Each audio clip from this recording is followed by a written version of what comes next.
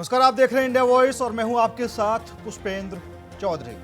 उत्तराखंड के हल्द्वानी के बनभूलपुरा इलाके में फर्जी दस्तावेज बनाने वाले एक रैकेट का भंडाफोड़ होने के बाद धामी सरकार ने पूरे प्रदेश में अलर्ट जारी कर दिया है और कड़ा रुख अपनाते हुए सभी जिलाधिकारियों को बीते 3 सालों में बने स्थायी निवास प्रमाण पत्र की जांच के आदेश दिए हैं। वहीं उत्तराखंड की मुख्य विपक्षी पार्टी ने मुख्यमंत्री के इस फैसले पर कुछ सवाल उठाते हुए बीजेपी सरकार पर निशाना साधा है। गणेश गोदियाल ने कहा कि मुख्यमंत्री पुष्कर सिंह धामी को इसका जवाब भी देना चाहिए कि पिछले 8.5 सालों से उत्तराखंड में बीजेपी सरकार सत्ता में है और इन सालों में सत्तासीन धामी सरकार के समय यह कब हुआ कि जब स्थायी निवास के नियमों में ढील दी गई। गोदियाल ने कहा कि दरअसल मुख्यमंत्री अपनी खाल बचाने के लिए अधिकारियों पर दोष मढ़ रहे हैं। इसके लिए अगर अधिकारी दोषी हैं तो उन्हें जरूर दंड मिलना चाहिए, लेकिन बीजेपी संगठन और मुख्यमंत्री धामी को इस कृत्य से अलग नहीं किया जा सकता, इसलिए इस कृत्य में यह भी बराबर के भागीदार है। क्या कुछ प्रतिक्रियाएं सामने आई हैं, एक बार वो आपको सुना देते हैं।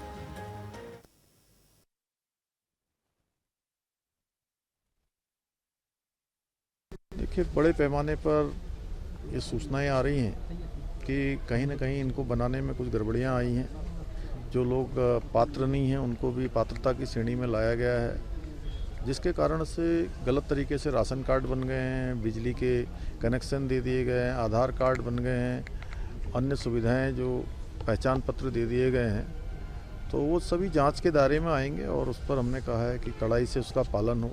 कुछ जगह पर ये भी शिकायत आ रही है कि जो हमारे उत्तर प्रदेश की सीमा से लगे हुए अनेक स्थान ऐसे हैं जो हमारे जैसे जनपद उधम सिंह नगर, जनपद चंपावत, नैनीताल का एक बड़ा भूभाग जो हमारा हल्द्वानी के आसपास का है, हरिद्वारपुरा और देहरादून के अनेक स्थान, पौड़ी जनपद का कोटद्वार और उसके आसपास का क्षेत्र। तो यहाँ पर 2-2 स्थानों पर लोगों के वोटर आईडी हैं, अलग अलग वोटर आईडी बने हुए हैं। इसके सत्यापन का काम भी यहाँ पर चलाया जाएगा। जो डेमोग्राफी में चेंज आया है, जो बड़े पैमाने पर जो है डेमोग्राफी में परिवर्तन देखा गया है, वो हमारे राज्य के लिए बिल्कुल भी ठीक नहीं है। उसको हम लोग सख्ती से जो है यहाँ पर प्रशासन काम करेगा और जिन लोगों ने भी इन अपात्र लोगों को पात्रता की श्रेणी में लाया गया है जिनके द्वारा, उन पर भी जांच शुरू होगी और उस पर भी जो है काम आगे बढ़ेगा। राज्य में स्थायी निवास प्रमाण पत्र बनाकर नियमों की अनदेखी करके और जिस प्रकार से तय नियमों की अनदेखी कर स्थायी निवास प्रमाण पत्र बनाकर उत्तराखंड के नागरिकों के हकों पर डाका डालने का काम किया गया। हम बहुत समय से इस बात की मांग कर रहे थे कि ये काम रुकना चाहिए और इस पर जांच होनी चाहिए। अब आपके द्वारा मुझे पता चला है कि मुख्यमंत्री ने इस पर जांच के आदेश किए हैं, तो ये निश्चित है कि हमारी वो बात मुख्यमंत्री को पुख्ता लगी और उसके पुख्ता प्रमाण है कि लोगों ने गलत किया है। सबसे पहले तो ये सरकार दोषी है कि जिस सरकार ने नियमों में ढील देकर इस प्रकार के प्रमाण पत्र बनवाने का रास्ता प्रशस्त किया, मार्ग प्रशस्त किया। मुख्यमंत्री धामी जी को ये भी जवाब देना चाहिए कि ये पिछले 8-8.5 साल से उनकी सरकार है यहाँ, और 8.5 साल से उनकी सरकार में ये कब हुआ कि इस प्रकार स्थायी निवास के नियमों में ढील दी गई। मुख्यमंत्री अपनी खाल बचाने के लिए अधिकारियों को दोषी ठहरा रहे हैं, और ठीक है, अधिकारी भी दोषी हैं तो अधिकारियों को दंड मिले, लेकिन मुख्यमंत्री धामी भारतीय जनता पार्टी की इस सरकार के इस कृत्य से अपने को अलग नहीं कर सकते। देखिए, माननीय मुख्यमंत्री पुष्कर सिंह धामी जी ने स्पष्ट कहा है कि इस उत्तराखंड की हम डेमोग्राफी को किसी भी प्रकार से परिवर्तन नहीं करने देंगे और इसके लिए अनेक प्रकार से प्रयास किए भी गए हैं और हम चाहते हैं कि देवभूमि का माहौल देवभूमि के अनुकूल हो। इसमें किसी भी प्रकार की छेड़छाड़ को हम बर्दाश्त नहीं करेंगे।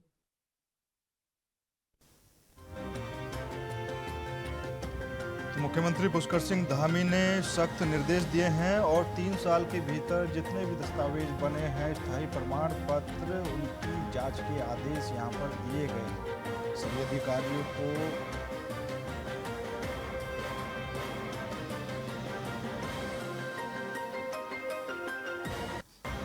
मुख्यमंत्री पुष्कर सिंह धामी भी फिलहाल सख्त नजर आ रहे हैं।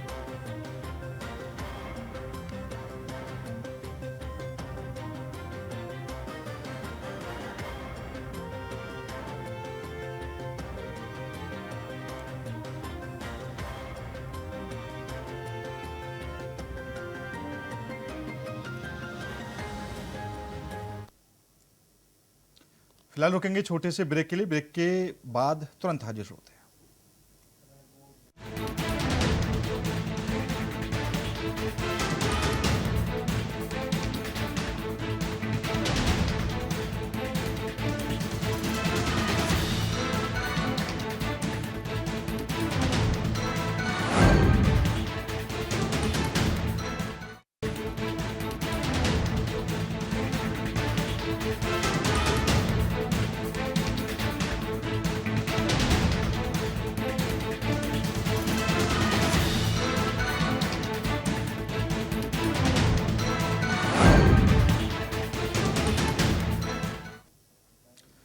फर्जी दस्तावेजों की जांच के लिए सीएम धामी ने सख्त निर्देश दिए हैं। आज इसी मुद्दे पर करेंगे चर्चा। चर्चा में शामिल होने के लिए हमारे साथ भारतीय जनता पार्टी से आरपी रतूड़ी जी और कांग्रेस से नीरज त्यागी जी जुड़ चुके हैं।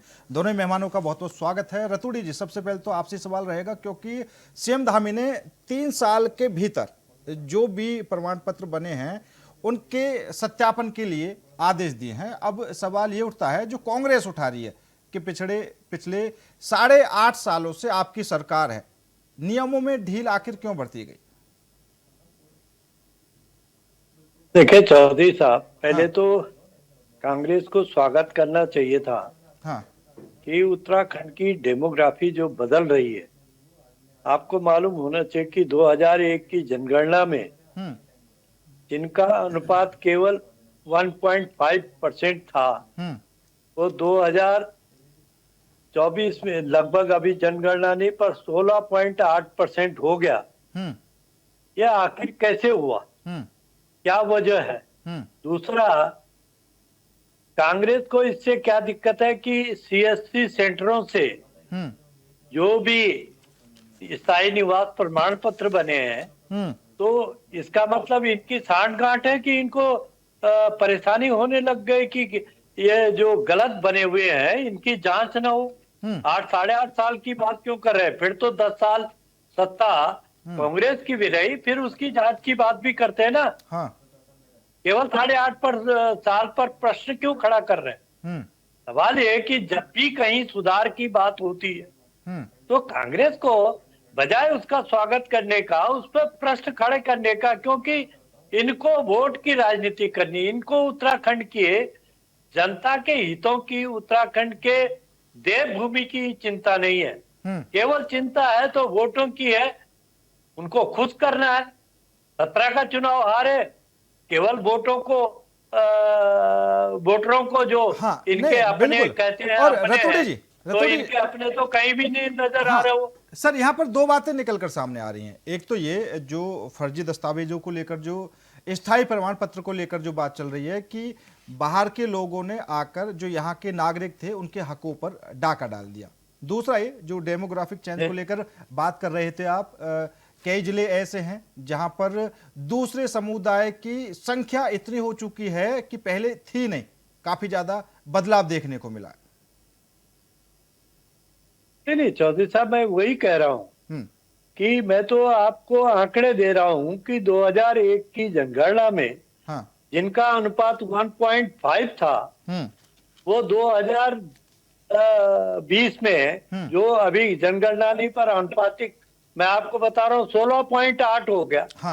और इसके बाद भी अगर हम ये कह रहे हैं कि केवल 3 साल में जो सरकार को लगा कि कुछ लोगों ने यहाँ पर गलत स्थायी प्रमाण पत्र निवास बनाए हैं, तो सीएससी सेंटर की जांच करने में स्वागत योग्य काम होना चाहिए था कि धामी साहब ने एक कदम उठाया कि उत्तराखंड की देवभूमि का जो स्वरूप है ये बिगड़ने ना पाए, इसकी डेमोग्राफी बिगड़ने ना पाए।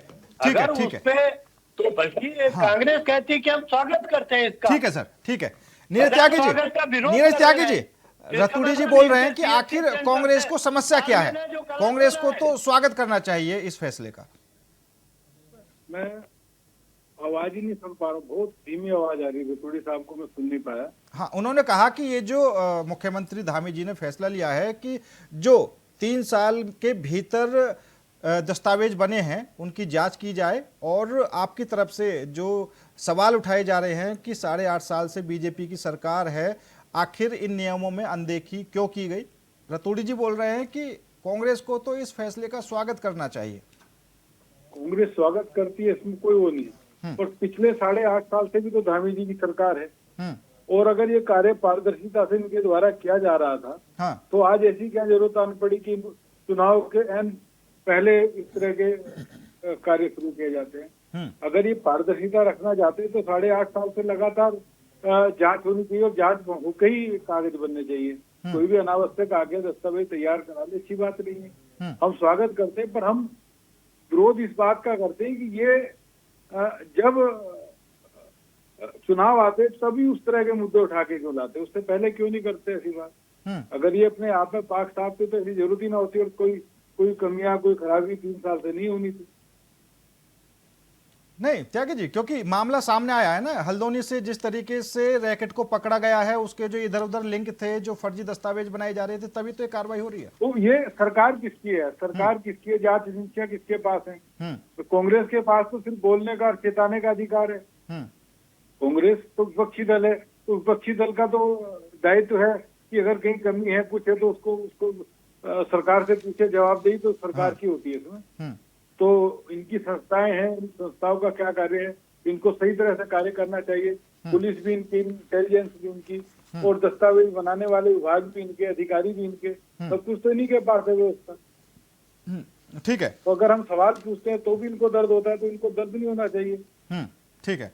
रतूड़ी जी, जो CSC सेंटर हैं जहां से ये दस्तावेज बनाए जाते हैं, तो क्या वहां पर सरकार की तरफ से किसी तरह का सत्यापन पहले से नहीं किया जा सकता कि अगर आप किसी का प्रमाण पत्र बना रहे हैं वो वास्तव में यहाँ का नागरिक है भी या नहीं?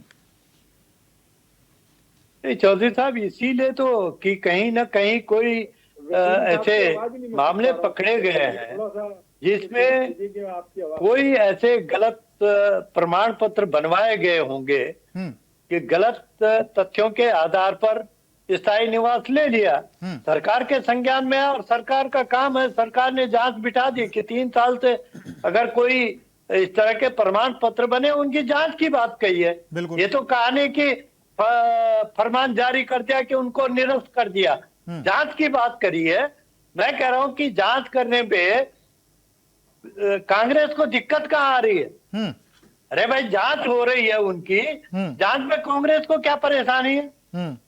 क्यों दिक्कत आ रही है? इसीलिए जनता ने, चाहे वो बिहार हो चाहे कहीं हो, इनकी गलत नीतियों की नियत और नीतियों को गलत तरीके से जब देखा है जनता ने, तो बाहर का रास्ता दिखाने का काम करा।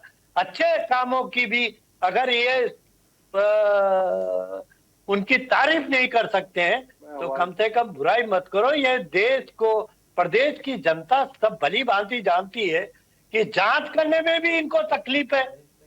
अरे भाई, निरस्त नहीं किए, जो ये कहे कि हाँ निरस्त कर दिए और अब जो है ये गलत निर्णय है, जांच करने पर इनको तकलीफ क्या है? अगर जांच हो रही है तो ठीक है, दूध का दूध, पानी का पानी।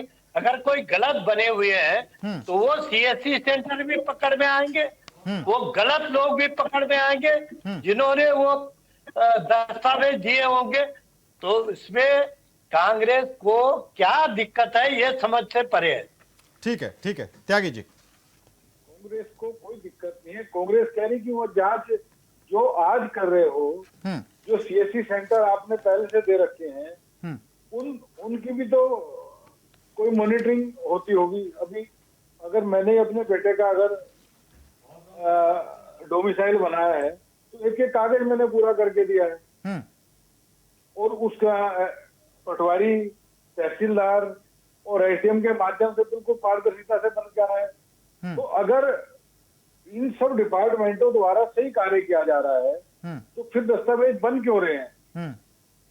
जब सरकार होती है और उसी का ये दायित्व होता है कि वो इन चीजों पर नियंत्रण रखे, गलत तरीके से ना बने। जांच करें, अच्छी बात है, और जांच होनी भी चाहिए, हमें कोई आपत्ति नहीं है। नहीं, बिल्कुल। और इस बात को तो खुद मुख्यमंत्री धामी जी भी स्वीकार करते हुए नजर आ रहे हैं कि वो खुद बोल रहे हैं कि जो यूपी से लगे हुए एरिया हैं, उधम सिंह नगर, नैनीताल, तो वहां पर ये मामले ज्यादा सामने आ रहे हैं। तो सरकार की सजगता में कमी है ना। जो CSC सेंटर है, उनके पास जो अधिकारी हैं, वो मॉनिटरिंग सही तरह से नहीं कर रहे हैं। ठीक है, आरपी रतूड़ी जी, ठीक तरह से हो और सही दस्तावेज बने, हमें कोई आपत्ति नहीं है। रतूड़ी जी, लास्ट कमेंट। चौधरी साहब, दिक्कत मैंने कहा नहीं कि ये उनका, जब आतंकवादियों का भी इनके इमरान मसूद जो है भटके लोग कह सकते हैं, खुलेआम दिख रहा है कि आतंकवादी है, फिर भी परेशानी नहीं, कंडम नहीं करेंगे। तो आज उत्तराखंड में भी अगर कोई अच्छा काम हो रहा है कि गलत तरीके से प्रमाण पत्र बनाया जा रहा है, उसको कंडम नहीं करेंगे। उसको ये कहेंगे कि भाई जो गलत बने हैं, वो सरकार अगर कोई अच्छा काम कर रही है, हम उनके साथ खड़े हैं। गलत लोगों का प्रमाण पत्र बना होगा। अरे भाई, एक हिंदुस्तान ने तो एक डॉक्टर बनाया था उस आतंकवादी को, ये थोड़ी सोचा था कि पहले से जब वो डॉक्टरी कर रहा था तभी उसे रोक देते। अरे आतंकवादी बना है, पता लगा है।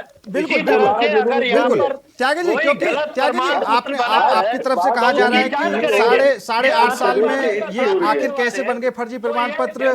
रतूड़ी जी बोल रहे हैं कि फिर 8.5 साल की बात क्यों करते हो, फिर पीछे की भी बात करो जो आपकी सरकार थी। लेकिन बात कहीं ना कहीं वही आ रही है कि अगर सरकार एक्शन ले रही है तो वहां पर कांग्रेस को भी साथ देने की जरूरत है। और ना सेंटर में है और ना ही हम स्टेट में है। हम तो विपक्ष की भूमिका में है, और विपक्ष का काम ही वकालत करने का है। नहीं, बिल्कुल सही बात है। नहीं, वकालत करने का तो काम है, लेकिन रतूड़ी जी ये बोल रहे हैं कि अगर सरकार कोई अच्छा कदम उठा रही है तो वहां पर कम से कम साथ खड़े हो जाए, ये एक बड़ी बात हो जाती है। चलिए ठीक है, फिलहाल समय की भी कमी है। नीरज त्यागी जी, आपका भी, रतूड़ी जी आपका भी बहुत बहुत धन्यवाद मेरे साथ इस खास चर्चा में जुड़ने के लिए। लेकिन वही फर्जी दस्तावेजों को लेकर मुख्यमंत्री धामी ने सख्त निर्देश दिए हैं और 3 साल के भीतर जो भी दस्तावेज बने हैं उनके सत्यापन के लिए अधिकारियों के साथ बैठक की और आदेश भी दिए हैं। खैर, फिलहाल क्या कुछ आगे होता है देखना होगा। मेरे साथ इस खास कार्यक्रम में इतना ही। नमस्कार।